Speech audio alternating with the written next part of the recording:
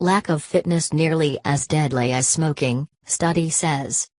Wednesday, July 27, 2016, Health Day News. Poor physical fitness ranks right behind smoking as leading risk factors for an early death, new long-term research suggests.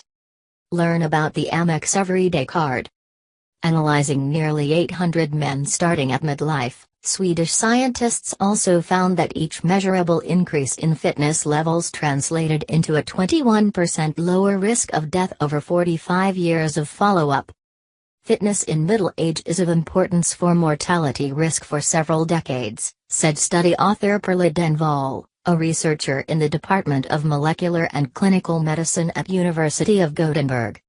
Persons with low fitness are associated with an increased mortality risk throughout life. Smoking was the risk factor that was, most strongly, associated with mortality, Denval added.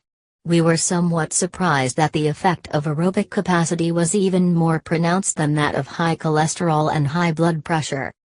Heart problems caused by narrowed heart arteries, also known as ischemic heart disease, is the most common cause of death worldwide, according to the World Health Organization. Using exercise testing, which is traditionally used to diagnose ischemic heart disease, the study authors set out to determine the impact of physical fitness on early death from all causes. They also looked at established risk factors of heart disease such as smoking, high cholesterol and high blood pressure.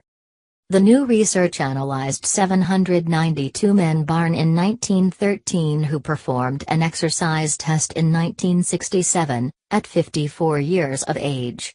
More than 650 of the healthiest men also did an exercise test measuring maximal oxygen uptake, called VO2 max. The higher a person's VO2 max measurement, the more physically fit they are. Tracking the men and using information from several physical exams in intervening years, the researchers obtained data on deaths from all causes.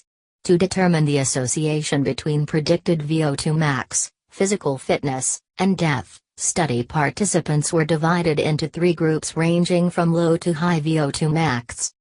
Each increase in predicted VO2 max, physical fitness, levels was linked with a 21% lower risk of death over 45 years of follow-up, even after adjusting for other risk factors such as smoking, blood pressure and cholesterol levels. But the study didn't prove a cause and effect link between aerobic fitness and early death risk, just an association. The findings were published online July 27 in the European Journal of Preventive Cardiology.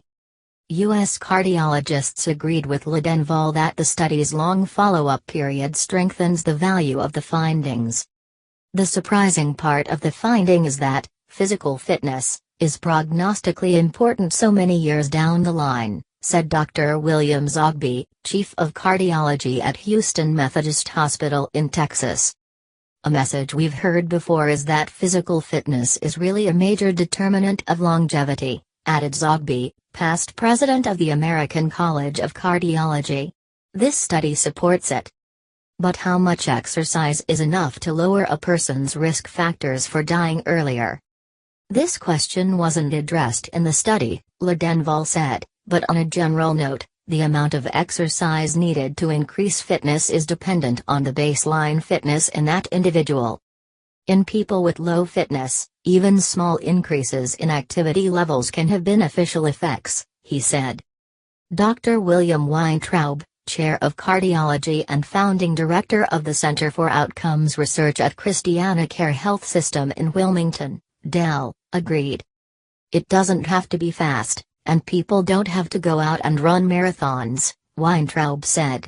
We need to think of something on the order of 30 minutes to an hour a day of activity. Get home from work and go for a walk. There's evidence that more activity is better up to a point, but any activity is good.